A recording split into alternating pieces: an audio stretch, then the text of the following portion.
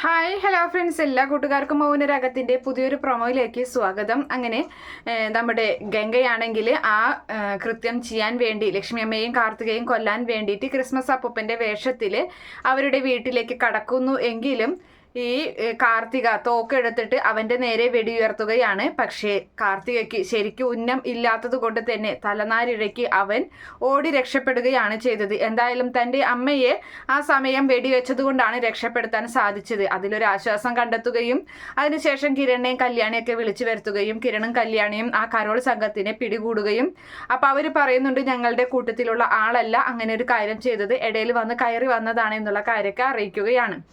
അതിനുശേഷമാണെങ്കിലും അവൻ എന്തായാലും ആർക്കൊന്നും സംഭവിക്കാത്തതിലുള്ള ആ ഒരു സന്തോഷം അവർ എല്ലാവരിലും ഉണ്ട്. പിന്നീട് തിരികെ കാട്ടിലേക്ക് അവൻ എത്തുകയാണ്. ഗംഗ തിരികെ കാട്ടിലേക്ക് എത്തുന്നുണ്ട്.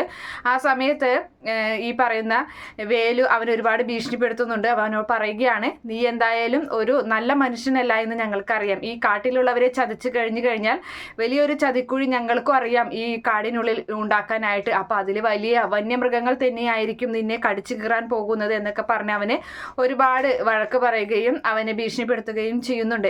എന്തായാലും നമ്മുടെ കല്യാണിയും കിരണും വേലുവിൻ്റെ അരികിലേക്ക് തേൻ വാങ്ങിക്കാൻ വേണ്ടി വരികയാണ്. കാട്ടിലോട്ട് അവർ തേൻ പറഞ്ഞു വെച്ചിട്ടുണ്ടായിരുന്നല്ലോ, അത് വാങ്ങിക്കാൻ വേണ്ടി വരുന്നുണ്ട്. അങ്ങനെ വേലു അവരെ കൂട്ടിക്കൊണ്ട് വരികയാണ് ഈ പറയുന്ന മൂപ്പൻ്റെ വീട്ടിലേക്ക്.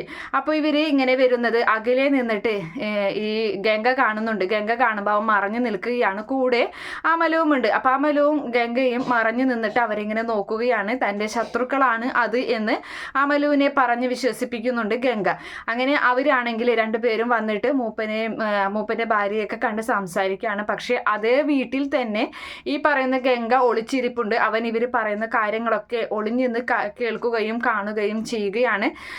വേലു ആണെങ്കിൽ വലിയ സന്തോഷത്തിൽ അവരെ പരിചയപ്പെടുത്തുകയും അതുപോലെ തന്നെ തേൻ കൊടുക്കുകയും മൂപ്പനൊക്കെ ഒരുപാട് സന്തോഷമാകുന്നുണ്ട്.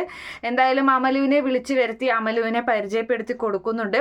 അപ്പോഴും ആരും തന്നെ ഈ പറയുന്ന ഗംഗ എന്ന് പറയുന്ന ഇങ്ങനെ വിനായകൻ എന്ന് പറയുന്ന ആൾ ഇവിടെ ഉണ്ടെന്ന് എല്ലാവരും അവരിൽ നിന്ന് മറച്ചു വെക്കുകയാണ് ചെയ്യുന്നത്. അങ്ങനെ ഇവർ തന്നെയാണ് ഈ ഗംഗയെ പൂർണ്ണമായിട്ടും ഓരോ രക്ഷപ്പെടാനുള്ള അവസരം ഒരുക്കി കൊടുക്കുന്നത് ഇവർ തന്നെയാണ്. എന്തായാലും അങ്ങനെ ഒരു ഭാഗമാണ് പ്രൊമോ ആയിട്ട് വന്നിട്ടുള്ളത്. കാത്തിരുന്ന് കാണാം. ഈ റിവ്യൂ ഇഷ്ടപ്പെടുകയാണെങ്കിൽ ഈ ചാനൽ ഒന്ന് സബ്സ്ക്രൈബ് ചെയ്ത് സപ്പോർട്ട് ചെയ്യുക. Okay friends, bye, thank U.